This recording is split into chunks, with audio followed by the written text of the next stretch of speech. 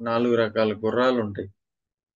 అందులో మొదటిది ఏంటి అంటే, నువ్వు ఆ గుర్రాన్ని కొరడాతో కొడితే, దాన్ని కొట్టావనుకో, అది ఒక్క అంగుళం గూడా కదలదు.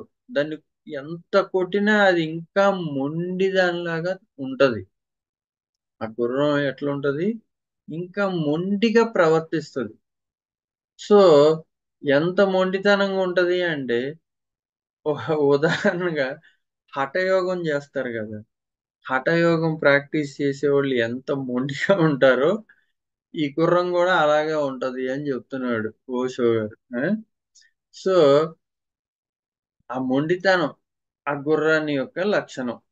అది ఒక రకం గుర్రం అయితే, రెండో రకంది ఎలా ఉంటది అంటే, ఆ కొరడాతో కొడితే అది కదులుద్ది. ఆ!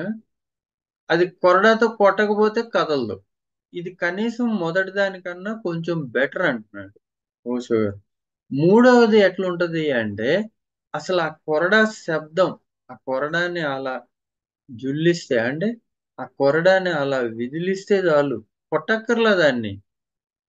దీనికే అది పరిగెత్తడం మొదలుపెట్టుద్ది. ఇది మూడో రకం. ఇది మొదటి రెండిటి కన్నా చాలా బెటర్. అయితే ఇక చివరిది నాలుగో రకం ఏంటి అంటే, అసలు ఆ కొరడాన్ని చేతిలోకి తీసుకుంటే చాలు. కొరడాన్ని చేతిలోకి తీసుకుంటే చాలు. దాని నీడ తగిలితే చాలు అది పరిగెత్తుద్ది అని జెప్పి ఆహ్, ఆ రౌతు కొరడాన్ని పట్టుకున్నాడు అనిపిస్తే చాలు అది పరిగెత్తుతూ ఉంటదంట.